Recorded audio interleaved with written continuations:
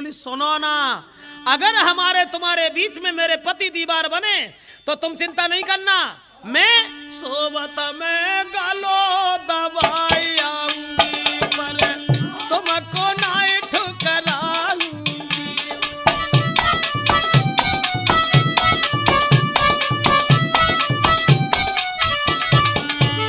सोबत में गालो दबाई आऊंगी पर तुमको ना ठुकराऊंगी।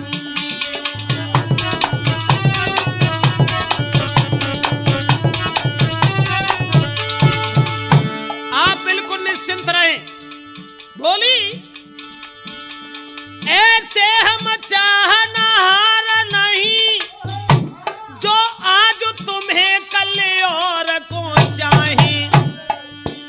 अरे फेंक देने न निखार दो गर और की ओरी करेंगे निगाहें।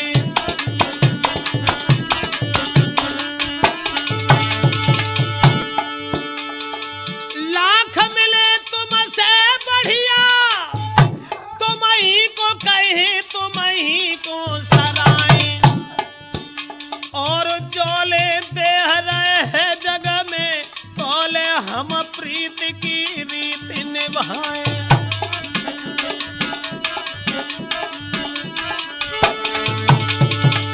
लेकिन और प्रीत ननी की है परदेसी की, नैना रोई रिया रोई रह जा। पड़ोसी की रेनी की है भोर हो त नैना भिड़ जा।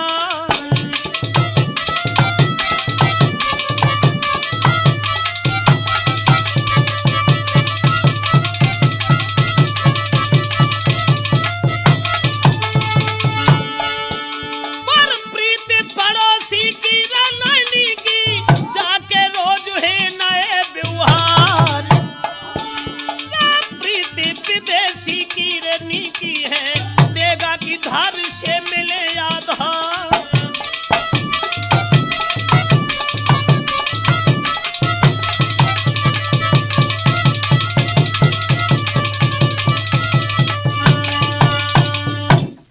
महाराज भर्तरी की पत्नी उस नौकर को देख करके कहती है आप बिल्कुल निश्चिंत रहें, अगर हमारे तुम्हारे बीच में जो मेरे पति दीवार बने तो तुम चिंता नहीं करना, मैं अपने पति को जान से मार दूंगी, लेकिन मैं तुम्हारा साथ नहीं छोड़ूंगी।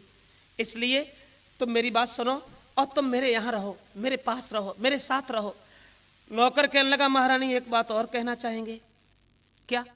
जवाब दिया हम ये कहना चाहेंगे आज तुम मेरे साथ चली चलो। बोले कहाँ? जवाब दिया जहाँ मेरा घर है, जहाँ मेरा आवास है, जहाँ हम रहते हैं वहाँ तुम मेरे साथ चलो। कहने लगी तुम्हारे साथ कैसे जा पाऊंगी, मेरे पति मुझे बहुत चाहते हैं और मेरे पति मेरे बिना जी नहीं सकते। नौकर कहने लगा अभी तो बहुत लंबी लंबी बातें कर रही थी, अब कौन सी बात बन गई? जवाब दिया तो आप चिंता न करें, जहां हमारे घोड़ा बांधे जाते हैं वहां मिलना और मैं रात में आऊंगी और तुम्हारा घर अवश्य देखेंगे। नौकर से तो यह वायदा कर दिया कि जहां हमारे घोड़ा बांधे जाते हैं वहां मिलना, और इधर घर में बैठी है पिंगला।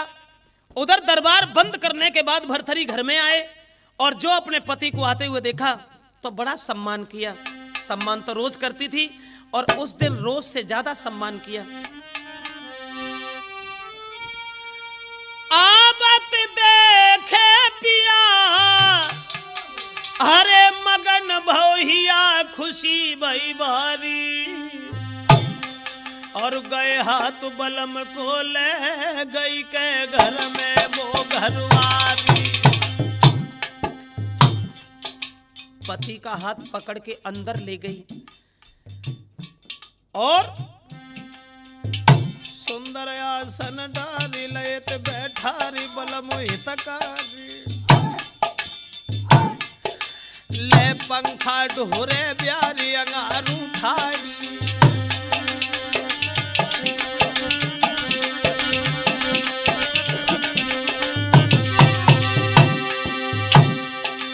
और सुंदर आसन डारी लयत बैठारी बलम हितकारी पिया हितकारी। पंखा ले ढोरे ब्यारी अंगारी ठाड़ी अंगारी ठाड़ी।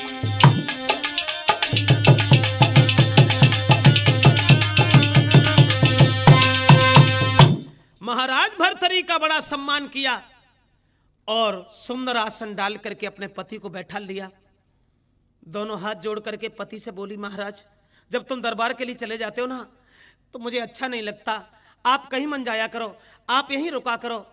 भर्तरी बोले, पिंगला जो तुम्हारी दशा है वही मेरी दशा है, मुझसे भी नहीं रहा जाता और मैं खुद जानता हूं कि मेरी जैसी स्त्री दुनिया में किसी की नहीं है। मेरी स्त्री एक दिन मेरी झूठी बात पर मर गई। पिंगला बोली, महाराज बस यही तो बात है, तुम तो खुद जानते हो कि हम तुम्हें कितना मानते हैं, आप भोजन कर लो और विश्राम कीजिए। भर्तरी कहने लगे, कर लेंगे भोजन, अभी कौन सी जल्दी है, अब आए हैं, घंटे 2 घंटे बैठेंगे, उसके बाद फिर बाद में विश्राम करेंगे। कहने लगी, नहीं महाराज मुझे तुम्हारी बहुत बड़ी चिंता रहती है ना, इसलिए तुम भोजन कर लो और विश्राम करो, तुम्हारे बिना हम जी नहीं सकते। अब उन्हें कहा मालूम है कि उधर जो कह दिया था अश्वपाल से कि हम आ रहे हैं, रोज की तरह अपने पति को आरे परस की थारी पखवानन की पति अपने के धनी अंगारी। आरे लईती बिजनिया मोर पंख की ढोरन लगी पदिनी बिहारी। और अब खटिया डारे दई है आंगन में तापे लिटाई लए भरतार। और मीठी मीठी बातें कर रही धीर धीर दवाई रही फारी। और हारे थके राज दरबार के राजा सोई गए पाई पसारी।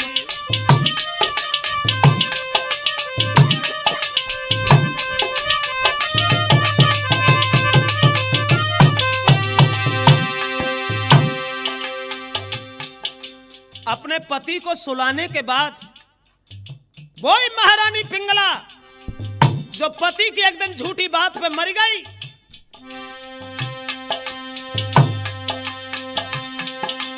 और आधी रात होने को आई नारी उठ गई सादे के पाए बजनी वाली पायल लेके सो हाथन सो लही दवाई।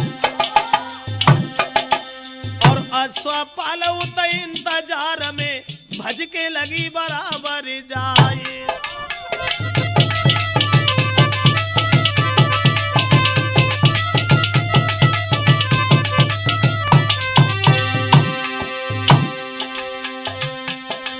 और घोड़ा लेके महारानी ने लई जंगल की सीध लगाई। अब पूरी रात रुकी बन बीच में मुर्गा ने बांगा छोड़ दई जाए। और भवो भुरा रो जब जंगल में तो उठ के भजी पिंगला नारी। और पति अपने के पास जाए के फिर से सोई गई बाएं पसारी।